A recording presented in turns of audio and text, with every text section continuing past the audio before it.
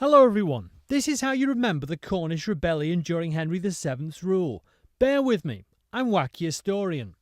This is a Cornish pasty holding a pitchfork. This represents the Cornish uprising. This is a lumberjack giraffe. The lumberjack is 9, the giraffe is 7. So a lumberjack giraffe is the number 97. The Cornish uprising was in 1497.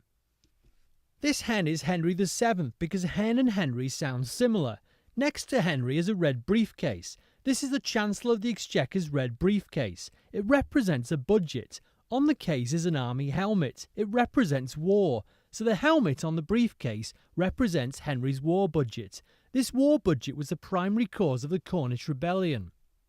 On this dartboard is the Scottish flag. This is because Henry's war budget was to raise money to fight Scotland. Henry is not throwing darts at the flag on the dartboard, he is throwing boomerangs. This is because a boomerang looks like the number 7, and this Henry was Henry VII. The pasty is wearing a miner's helmet and carrying a tin can. This is because the Cornish Rebellion started with the Cornish tin miners. The pasty has a banner with a head with the word written on the head. This represents King Edward. Also on the banner is a candle. This represents first because a candle looks like the number 1. The head and the candle represent Edward I. The miners are angry because Henry VII's new war budget broke tax agreements that Cornwall had with Edward I. Here we have a microphone and Vincent van Gogh. One of the leaders of the rebellion was Michael van Gogh. Here we have a tomcat's head on a flamingo with an anchor on its legs. Another leader of the rebellion was Thomas Flamanck. Here is a hospital orderly helping a member of the House of Lords. The third rebellion leader was Lord Audley. Here is a picture of a war helmet and the moon. This represents what the Cornish thought about a war with Scotland. They did not feel threatened by a war that was so far away from them. Here is Scotland and here is Cornwall. Here is a picture of the Grand Old Duke of York. This represents 10,000 people.